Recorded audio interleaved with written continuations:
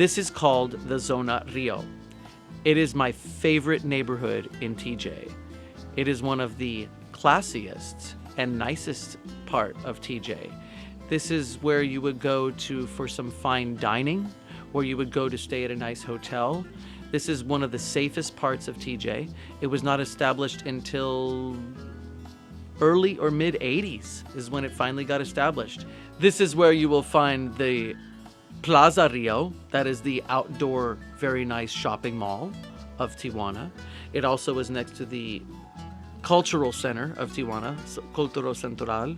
That's the big sphere that you would see. And that's where all the nice restaurants are.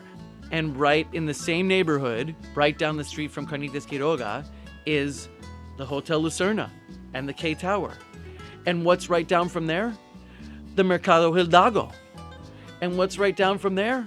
The Centro Comercial. Basically, if you just went to the Centro Rio, to the Rio part of the neighborhood of the Tijuana, you would have a fantastic time